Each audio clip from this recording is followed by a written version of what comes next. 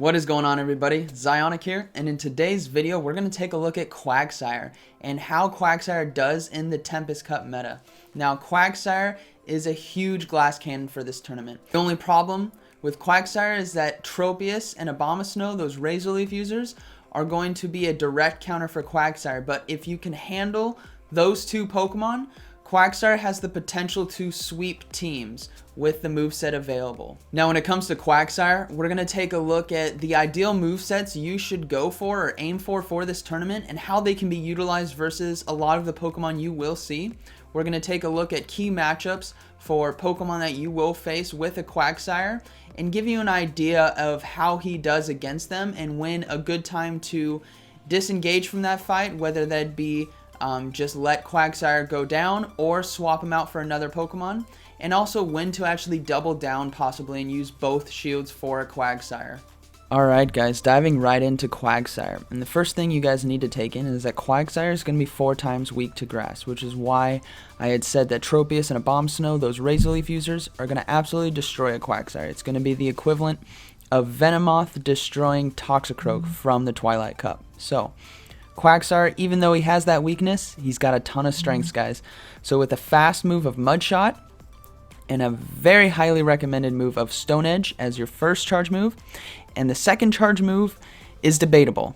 I would go with Earthquake for the coverage, but you can go with Sludge Bomb for the shield bait. So Sludge Bomb kind of acting in the sense of how Body Slam does with Celio, where people can get nervous and shield. That's how that would work. But if you go with Earthquake and Stone Edge, you can cover a lot of the Pokemon, and I'm going to show you guys that here. So we're going to go ahead and head over to Pokebattler.com.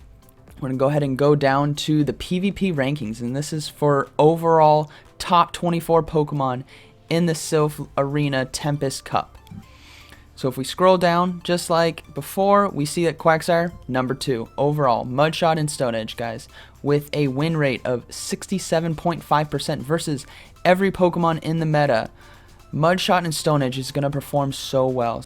Alright, now moving on to the shielding and chart part of the video. If you guys take a look, I added some more features this time to give you guys some more analysis and understanding of how this breaks down. So if we look at the top, it says 0 or bail, meaning that you don't want to shield, and if you face on an even playing ground where if you start with Quagsire, they start with Tropius, you're not even going to get the chance to shield. That's how fast you're going to die.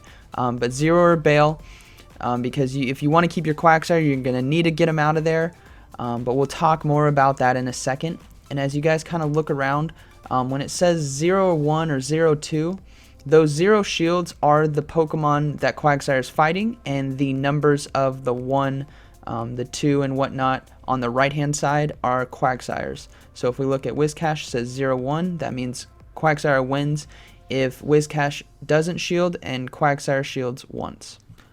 Alright, so we're going to go ahead and dive into pvpoke.com to simulate some battles, and we're going to face off against Tropius here. And as you guys see, you can't win.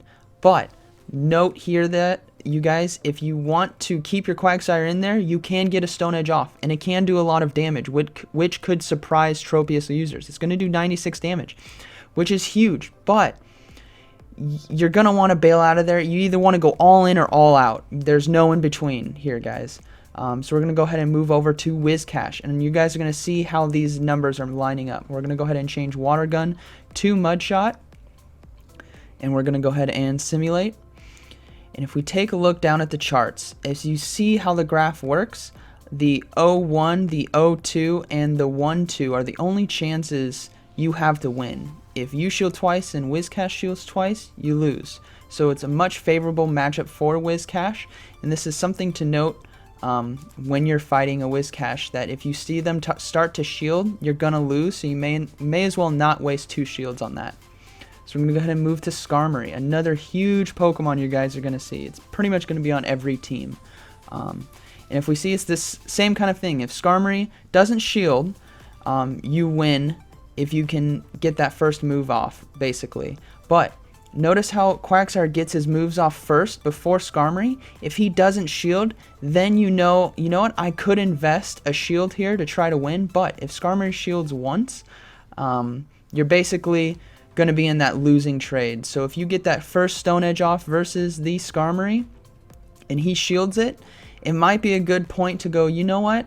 I'm actually going to not stay in this fight, maybe build up a little bit of energy, and then bail out of there into a Pokemon that can handle a Skarmory, whether that be another Skarmory itself, or maybe into a Lantern or something. But that is something to note, guys. If he doesn't shield, you have a really good chance to win, but if he shields that first Stone Edge, maybe look at storing some energy and bailing out of there.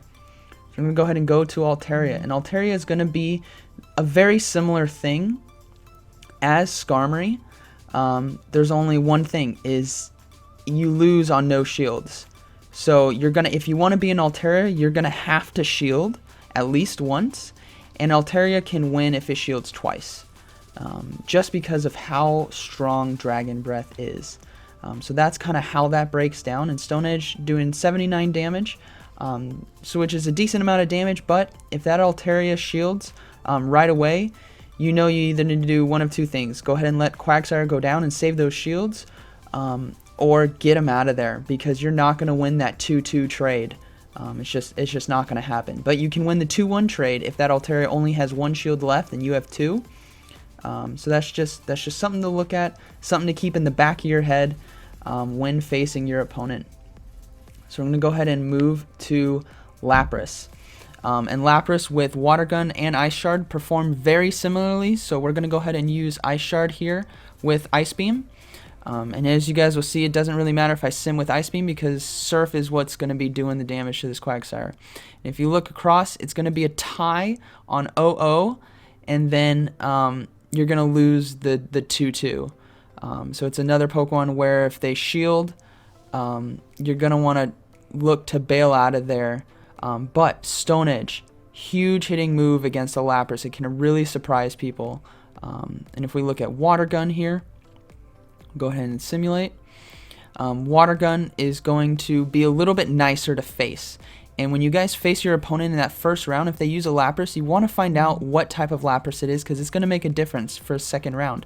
Because looking at that in 0-0, if we find out that Lapras is a Water Gun Lapras, we can win that trade. Moving on from Lapras, we're going to go ahead and head down to Steelix. And this is where Quagsire really starts to shine. Not only can he kind of handle the big three there, but these other guys like Steelix, he's going to do work.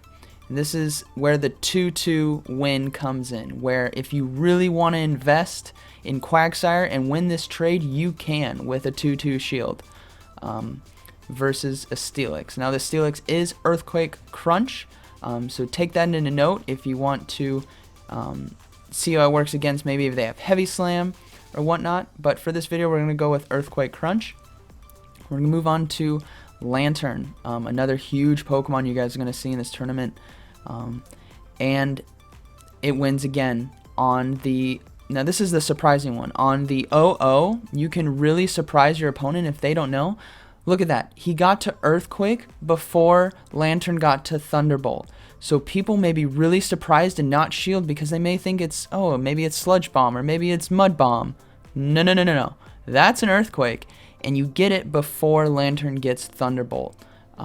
So if we look at the spread here, very favorable to Quagsire, and you win the 2-2. So if you want to invest versus this Pokemon, big investment to go 2-2 shields to take that win, so that maybe your Skarmory can have free reign on that Tropius, or what have you. Head over to Celio, another huge Pokemon for this tournament. Go ahead and give it Powder Snow, which seems to be the more favorable moveset in this tournament. And as we see, similar kind of thing. You win the 2-2, but it's barely by the skin of your teeth on that 2-2, and that's because of Body Slam. Body Slam is just going to be so annoying, guys. There's really no way of getting around it. It's not going to do a ton of damage, but it's going to do enough damage. But Quagsire, the favorable matchup versus Celio, and you can invest the 2-2, and that's a Powder Snow Celio, guys. So you do need to take note what they have. So we're going to go ahead and check Glalie. A very strong ice attacker in this tournament. And if we see here, it is going to be that 2-2 again. And you win with quite a bit of health left too, a reasonable amount. So if you're facing off against that Glalie and they're shielding, you might as well just shield back, take it out, and then let your Tropius have free reign because their ice attacker's gone. So we're going to take a look at Frostlass, and Frostlass is different. That's why I have it towards the bottom, guys. You actually tie on the 2-2, which is why at the bottom there with Frostlass and Marshtomp, it will say tie lose. Frostlass is the tie in this situation. You guys actually kill each other at the same time, but you can do a lot of work to a Frostlass. But if they decide to double shield, you can either double shield yourself and tie, or maybe do one shield and then kind of pull out of there with your health, block that first avalanche, and maybe get your Charizard in there or something. So I'm going to go ahead and take a look at Marshtomp, which I don't think we'll see a lot of, but it is there. It is the potential for it is there, and you lose on the 2-2. And that's because of just the surf spam. Just so many surfs, you're just going to lose on that trade. But seeing Marshtomp, I don't think is going to be that big, but this is something to note. Don't go into double shields versus Marshtomp unless there's a dynamic change of energy gain or what have you. This is clearly just fresh, no energy, full health, go at it. But we're going to go look at what's going to be fun for Quagsire, and that's going to be Magneton. Magneton's going to have those GGs. It's not... Quagsire wins. That's just... ugh. You can't stop the Quaggy when it comes to a Magneton. You're going to have to bail your Magneton out of there if you want to use him versus some of the other Pokemon. And Raichu, similar, but with a catch. If you don't shield as a Quagsire and they shield twice, you will lose. As you guys see there. So if maybe you're facing off against a Raichu and you leave Quagsire, and they start to shield, after that first shield, you may want to shield once just to really secure that win. Otherwise, you're going to go down. So I hope that kind of explained to you guys how this shielding works and how the breakpoints work, where you have a decision to make, especially let's say against Skarmory, where you get that Stone Edge off before he gets Sky Attack off. If he shields, then you have the decision right there. You know what? I can shield his Sky Attack, charge some energy, and then bail out of there, maybe into my Lantern or into my Charizard or something in that nature, and save Quagsire for later with stored energy. Which is why I kind of have these breakdown ties and wins, so you guys can kind of keep that in the back of your mind and know when a good time to shield, or when actually I shouldn't shield this time. I should either let Quagsire go down and save my shield, or I should bail him out of there. So I hope this helped you guys. You can go ahead and just screenshot this right now. I'm going to leave it up for a couple more seconds before we transition out of the video. But before we do transition out of that, I do want to say that Quagsire is a great pick for this tournament. And I know I'm torn right now with Quagsire whether to use him or not, and doing this video is making it even worse because I love the team that I have. If you guys haven't seen what team I have, link down in the description to the draft video of the team that I have. But oh, Quagsire, the sweeper, it could be so good, especially if you take out their Tropius early. Basically build a team around Quagsire. Maybe you have a Skarmory and an Altaria to take out that Tropius, and then let Quagsire go to town. But obviously there's lots of other counters to consider because this tournament is so rock, paper, scissors. But Quagsire has huge potential, guys, to absolutely sweep teams, especially if you want to invest in that 2-2 trade. You can take out a lot of those meta Pokemon we will see. I hope you guys found this video informative, and I hope it helps you get a better idea of how Quagsire will perform in the Tempest Cup, and the fact that he can be a huge asset to your team, especially if you can take out that Tropius or that Abomasnow early in the game. So like always, guys, thanks for watching, and I'll see you in the next one.